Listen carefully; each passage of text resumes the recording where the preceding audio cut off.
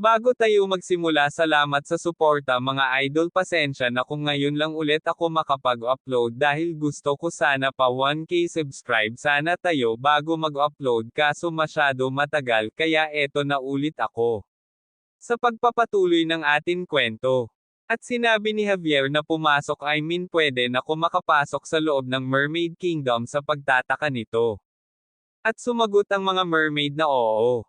At sa pagtataka naman nitong ni Javier nabanggit niya naman at bakit. At biglang nagpa-cute naman ang isang mermaid at sinabing dahil sa gwapo ka. At nabulong na lang nito ni Javier kaya pala habang makikita natin si Lloyd na dismayado. At nabanggit naman ni Javier pero sa pagkakaalam ko na nag-judges ang mga mermaid kung mula sa puso ang pagkanta. At nasabi na lang ng mermaid para lang yun sa aming reyna. Kaya nasabi na lang nito kay Javier na ikaw humanga kami sa kagwapohan mo kaya hindi mo na kailangan ng ano pa para pumasok. Kaya napasabi na lang si Javier na may katuturan naman yung sinasabi mo. Kaya napabulong na lang si Lloyd para talaga siya isang brat na bida sa isang nobela. Kaya lumingon na lang itong si Javier kay Lloyd at sinabing naging advantages pa yung mukha ko sa pagkanta mo. Kaya sinabi na lang ni Lloyd okay sige bumaba ka na dito. At biglang pakilala ni Lloyd sa mga mermaid. At sinabi nito na sa pagpapakilala niya kay Javier na siya ang kanyang kabalyero. Kaya matapos makita si Lloyd ng mermaid biglang nagbago ang ugali nito at naiisip nito hindi ko kailangan ng paliwanag ng pangit na tulad mo hahaha kawawa ka naman Master Lloyd at sa pag-iisip ng mermaid hindi pero kailangan tignan ko ibang side niya kung mabait ba siya. Kaya nagsalita na si Lloyd una nagpapasalamat ako sa pagsaalaalang na imbitehin ako sa loob ng Mermaid Kingdom. At biglang sabay ng mermaid hindi ikaw ang tinutukoy ko. Kaya biglang seryoso ng mukha ni Lloyd napasabi na lang si Lloyd na huli na kaya ko tong i-handle bilang si Suho Kim ngayon alam ko na kahinaan niya.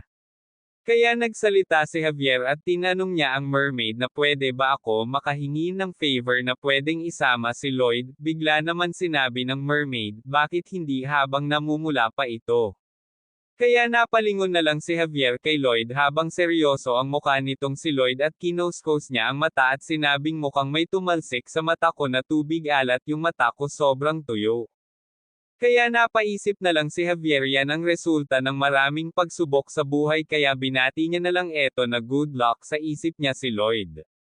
Kaya di nagtagal sinuutan si Javier ng kwintas na may kabibi at sinabi nito na magagamit nyo yan para makahinga sa ilalim ng dagat at para sa pressure at temperature ng tubig. Sa kabila naman binato lang kay Lloyd ang kabibi sa mukha nito kawawang Lloyd.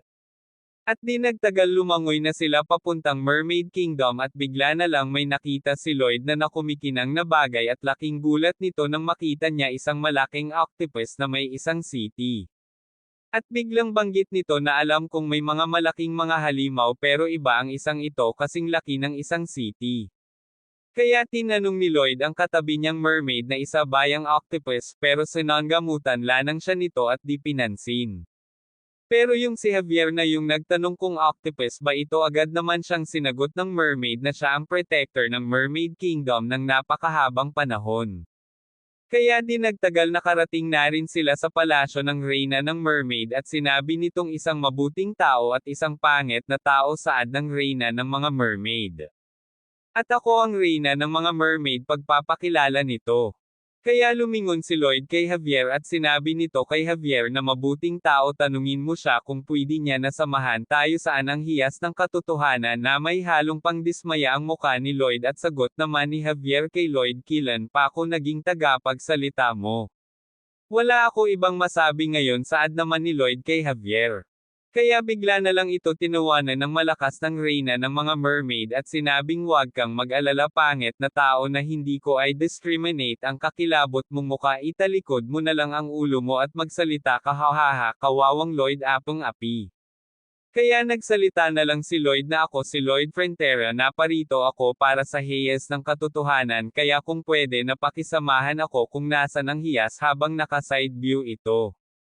Pero biglang tawa ng malakas ng reyna ng mga mermaid na sa totoo lang isa lang alamat na hindi umiiral ang hiyas ng katotohanan dahil isa lang yung sinaunang alamat. Kaya laking gulat ni Lloyd at napasabi itong ano. At nagsalita naman ang reyna ng mga mermaid at sino naman nagsabi sa'yo na umiiral ang hiyas ng katotohanan na isang alamat. Pero saad naman ni Lloyd pero sabi ng Dragon King na dito ko matatagpuan ang hiyas ng katotohanan. Ang Dragon King pala ang nagsabi sa'yo yung tamad na dragon na mukhang patatas na yun saad ng reyna. At saad pa nito tulad ng mukha mo ang katalinuhan mo, hindi ko naman siguro dapat pang ipaliwanag ibig kong sabihin saad ng reyna. Kaya napaiyak na lang si Lloyd habang iniisip na ang siraulong Dragon King na yon.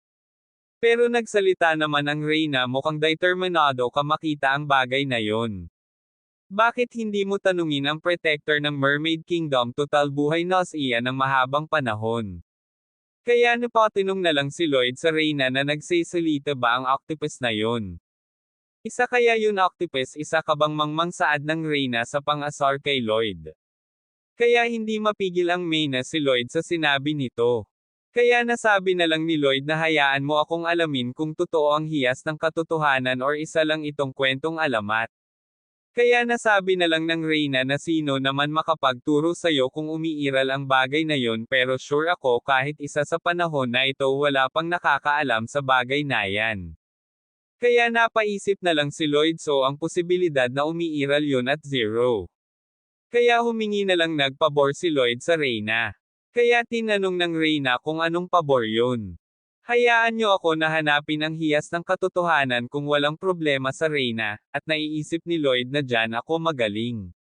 Wala akong pakialam kung yun gusto mong gawin gusto ko lang ulit makita ang magandang mukha ni Javier saad ng reyna. Pero hindi kita matutulungan dahil medyo may problema kaming kailangan asikasuhin.